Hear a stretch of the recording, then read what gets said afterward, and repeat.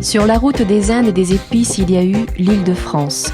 Aujourd'hui, cette jeune république de l'océan Indien affiche donc encore les vestiges d'une histoire récente liée aux grandes compagnies coloniales et à l'économie de plantation. Véritable carrefour dans l'océan Indien, l'île Maurice est à juste titre très fière de son million d'habitants. Véritable population arc-en-ciel issue d'un creuset où se sont fondus l'Inde, la Chine, l'Europe et l'Afrique. Aussi, 85% de la population pratique-t-elle couramment le français, l'anglais, langue officielle, et une troisième langue asiatique. À la richesse de la population répond une surprenante variété de paysages sur cette île essentiellement volcanique, érodée et adoucie par 5 millions d'histoires géologiques. Le piton de Rivière-Noire culmine à 828 mètres. Les 2/3 du littoral sont bordés de récifs coralliens. Le climat est doux.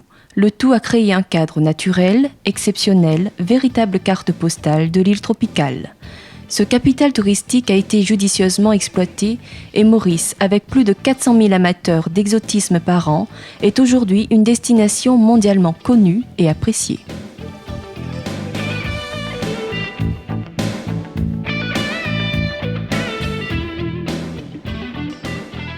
Port-Louis, la capitale fondée en 1735 par Mahé de la Bourdonnais, est en 1995 un grand port, reflet d'une économie florissante.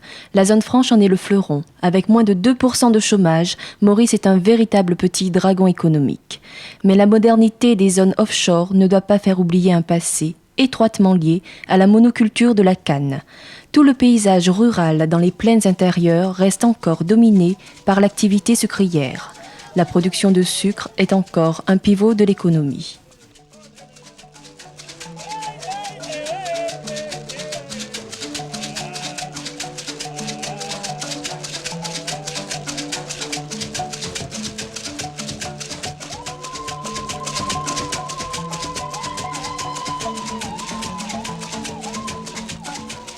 Maurice est aussi une île, et la pêche traditionnelle riche en couleurs nous rappelle que pour les travailleurs de la mer, l'océan Indien n'est pas toujours facile et prodigue.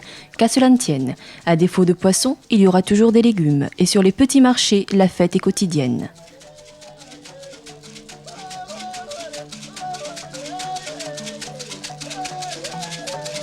Mais aujourd'hui n'est pas un jour ordinaire, et c'est très officiellement que la République de Maurice pavoise pour accueillir des hôtes de marque. Nous saluons l'arrivée du président de la République, M. Kassam Yutim. En effet, du 28 août 1995 au 2 septembre, l'île Maurice accueillera les premiers Jeux de la Commission de la Jeunesse et des Sports de l'océan Indien. M. Michael Glover, le Premier ministre par intérim, M. Xavier Duval. 5 îles seront représentées, les Comores, Madagascar, Maurice, la Réunion et les Seychelles.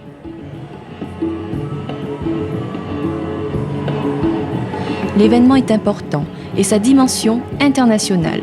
De plus, c'est une première en la matière. Car si l'île Maurice peut s'enorgueillir d'être la plaque tournante des échanges dans l'océan Indien, et si à ce titre, elle a donc accueilli maintes instances internationales du monde politique ou économique, aujourd'hui, les hôtes attendus sont bien moins habituels, et pourtant, ce dont sont porteurs les différentes délégations n'est rien moins que notre avenir dans la zone. Le chef de délégation est M. Jacques Lévy, le porte-enseigne Priscilla Cotte et le porte-drapeau Kersey Augustin.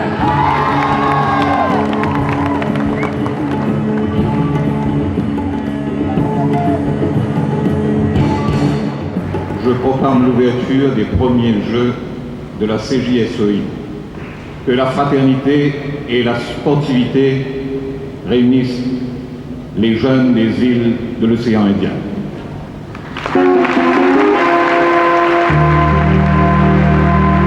Décision des juges et des arbitres de respecter adversaires et partenaires, de refuser toute forme de violence et de tricherie, d'être maître de soi en toutes circonstances. And sweet is our fragrance, a grass with peace and liberty.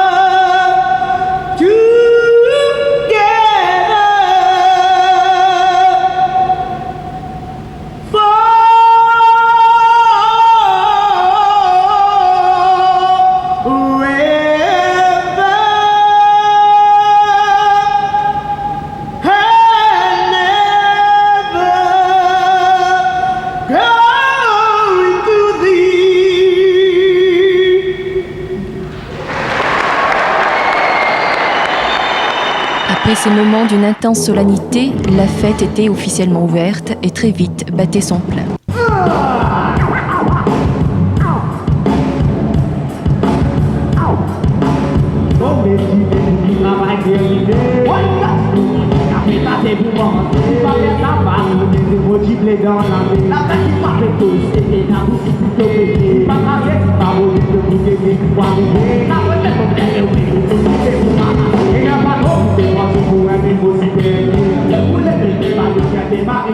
Vers notre plage dansent l'arrêt, de jeunes navigateurs dérivent depuis hier.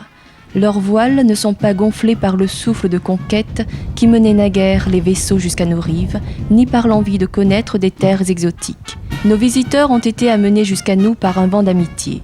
Nous partager ce qui les lie à leur île, découvrir à travers nous la nôtre pour enfin trouver combien on se ressemble. Ils ne seront pas déçus. Depuis longtemps, nous les attendons. Ce partage, nous nous y sommes préparés afin d'offrir le meilleur de nous-mêmes.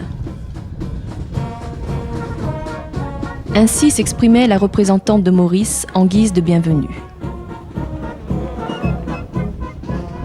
Je salue très cordialement les jeunes participantes et participants venus des îles de la Réunion, de Madagascar, des Comores, des Seychelles et de Maurice, ainsi que de tous les encadreurs et invités ici présents dans ce cadre enchanteur pour l'ouverture spécifique de ce volet jeunesse. Avec la jeunesse, tout finit bien vite en rythme et en chanson. Les aînés, eux, ont le droit de céder à la gourmandise. Point trop, car il y aura demain un programme très sportif.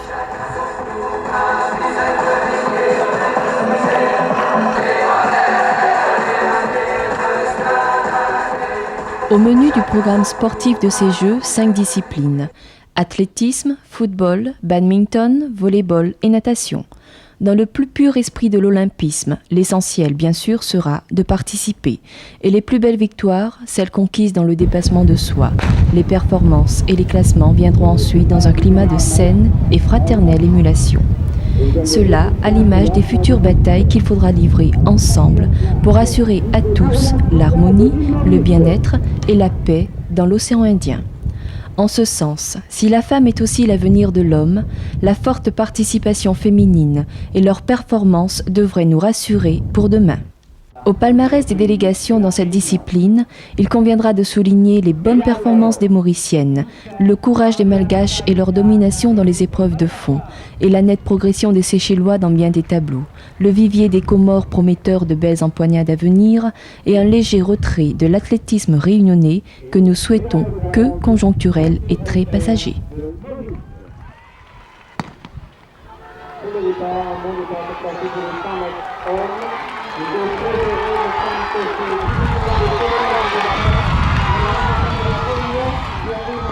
Nous sommes chez Willy Ponchardu de la Réunion Homme. On attend les résultats officiels. Et nous appelons...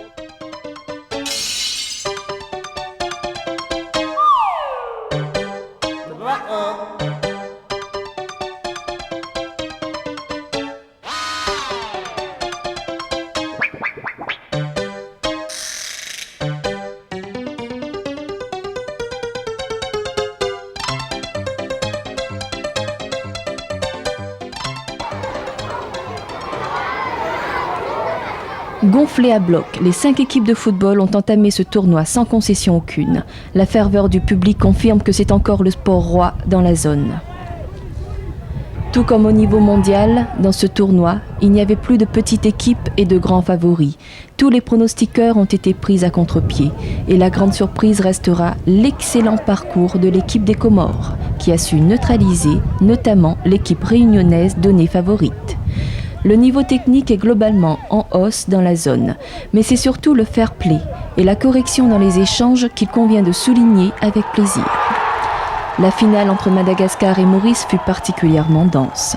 Et si la victoire de Maurice était méritée, cruelle loi du sport, la défaite de Madagascar n'était pas dans la logique du match. Ceci explique sûrement leur désappointement.